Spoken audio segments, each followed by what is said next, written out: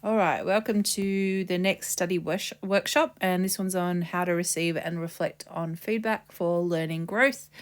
I thought this was a really important one because feedback is actually, and drafting is a really essential part of the learning experience. And if we don't continuously do this, it's very hard to have any growth as a learner in general. As well as being able to, work with your peers and your teachers in this area. I think it's a really important skill just for life in general as well. So that's why I've included it in the workshops. So there's two ways I want to look at this. The first one is going to be during class time and then also during assessment.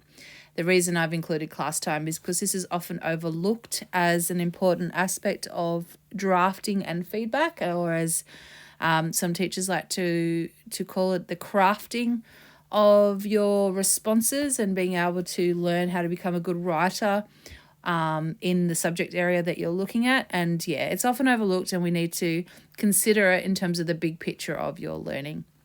Alrighty, so I've got some dot points here that I would like to just talk through. So the first one that's really important is to be consistent throughout the term, because planning and crafting actually begins in the classroom. It is so easy to focus on the end of term assessment, the ones that are assigned grades and marks, that you will often forget that throughout the term, as you're learning the skills to be able to complete those assessments, if you're not refining, reflecting, drafting, seeking feedback all throughout the term, you're missing an amazing opportunity.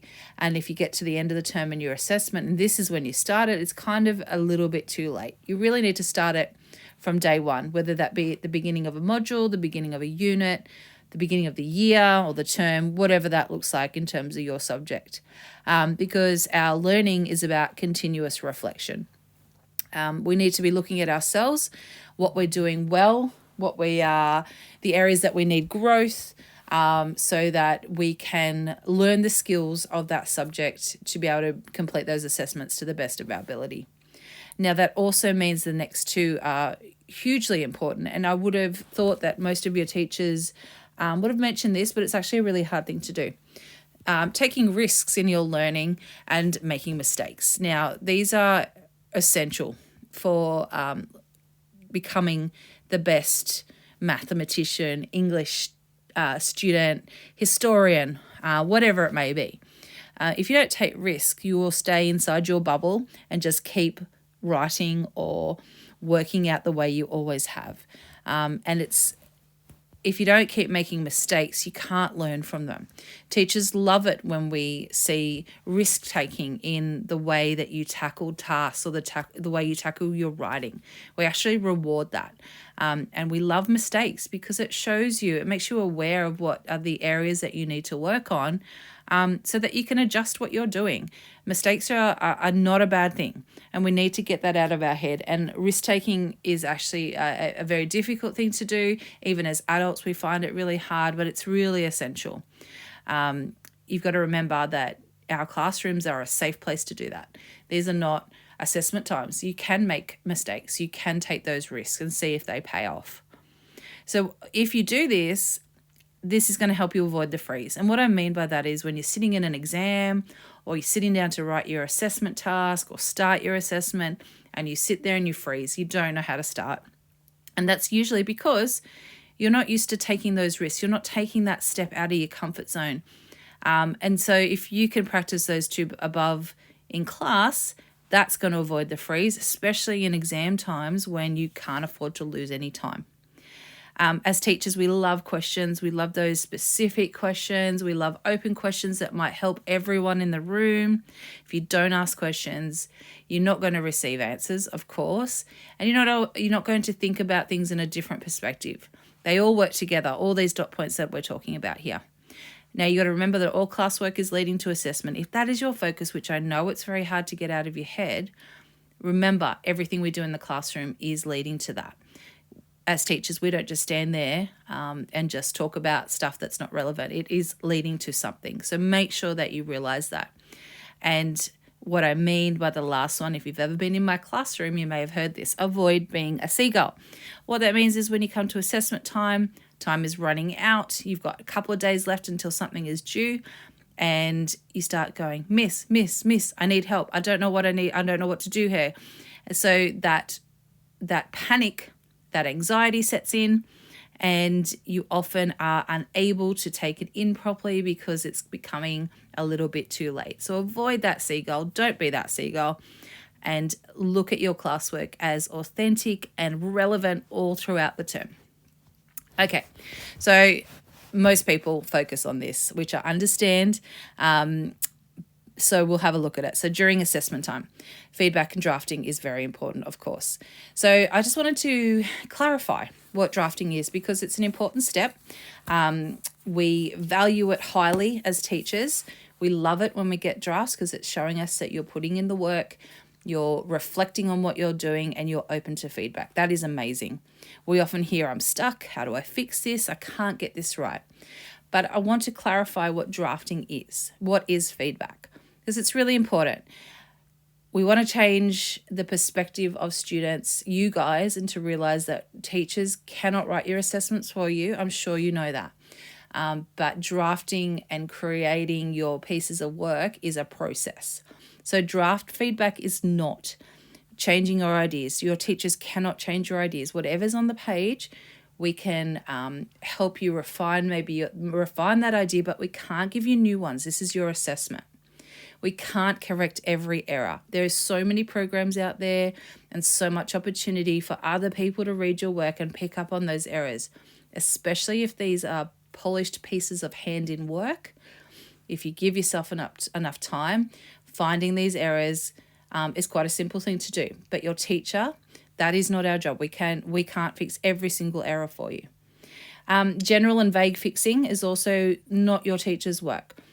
It's very hard when a student comes up to us and says, I don't know what to do next. Can you just have a look at this for me? Because it's not specific enough. And like I said, we can't change your piece of work for you.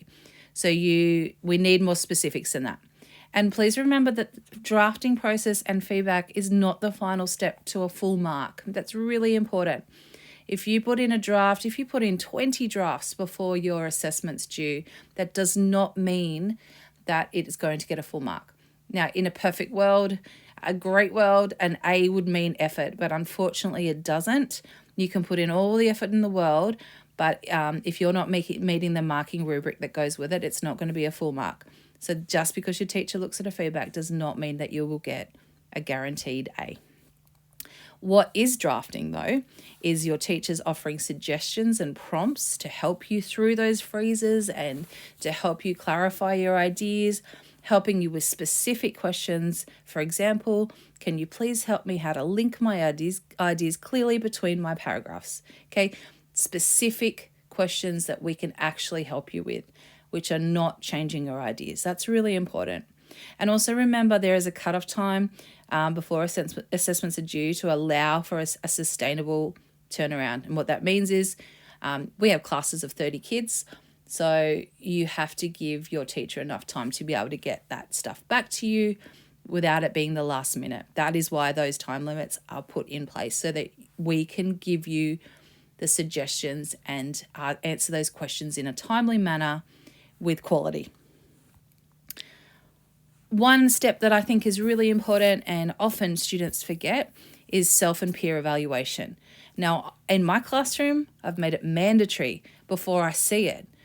If I have a piece of work, I want to see that you have looked at it yourself. Maybe a friend has looked at it. So, and I've given examples here. I'm an English teacher, so I always say, if you're giving me an essay, highlight your general statement, highlight your thesis. Where are your topic sentences? Where's your evidence? Where's your context? And where's your vocabulary? Now, that's going to show me and show you what's missing before I even look at it as a teacher. That's such a simple step to take. Art might be things like highlight your 3 key artists, highlight your key artworks, highlight where you've actually answered the question. Highlight where your framework, so your conceptual framework terminology is. Where's your context? Where's your great vocab? History could be, where's your topic sentences? Are you sustaining your argument? highlight your historical knowledge. Where's your references to sources and your vocabulary terminology again? What's important is ask your teacher what you need to be looking at yourself before you hand it to them. They will tell you. We know exactly what we're looking for. And in fact, it's in your marking rubric. But if it's hard to read, always ask us. And what the step is you're going to build on those weaknesses as you write. And it also means that we as teachers don't need to look at that because you've already seen it yourself. And that's so much more powerful than us telling you. All right. Now, the next step, post-assessment. You've got your assessment back, you're reading the feedback, and you have questions. Of course you do, and that's amazing. All your teachers will say to you, any questions with the feedback, please come and talk to us. We are always open and willing to discuss the process with you. However, we need to do this respectfully, and we need to do this in a manner that is going to give quality conversation, not a reaction to I'm disappointed in my mark and there's too much emotion involved. So the process that we are pushing for year 11 in particular, but also the other year groups, is this. And this is what I'm going to be pushing as well. If you have questions about your mark or your feedback, you're going to email your teacher first. You're going to ask a specific question in that email. Now, it could be just one rubric dot point that you're confused on why you've lost marks. Ask that specific question, not just generally, why did I get a C? Okay, that's too vague. Number 3, your teacher will get that email. They will book a time with you to meet, or if it is a response through an email and that's appropriate, we will do that. Now, those 3 steps are going to become the process that you will follow. And that's fair to us as teachers with our time and fair to you as well with your time. Because seeking out the teacher during class time, the teacher's other classes, during breaks or prep time, without pre-planning is actually becoming really unsustainable for everyone, teachers and students. Okay, so there's a lot of students in this school. We need to follow this process. Value our time as teachers as much as we value yours, because I can assure you that we do value your time and we ask for the same back. So that's going to allow for a really great conversation and a specific targeted answer to what you need. All right. So as you've seen this guy before, the wise meerkat said at Simples, do the right thing, do the best you can, and always show people you care in all your interactions. So finally, do's and don'ts. Do request a time, ask politely, ask a specific question, be open to the feedback, be reflective, and please remember who the expert of that subject is. Please do not look to blame, don't compare your marks with others, don't demand answers with emotion, and please don't seek a teacher out with prior communication. If we can follow these, it's going to make for a much more sustainable and growth mindset with us as teachers and with you as students. So I'm going to leave you with a little gift. I'm going to hand these out and they'll also be available to you on iLearn. And basically it is a little takeaway pamphlet just outlining what I have just said in the whole presentation, and hopefully that can give you a bit of clarity around drafting, crafting, and feedback.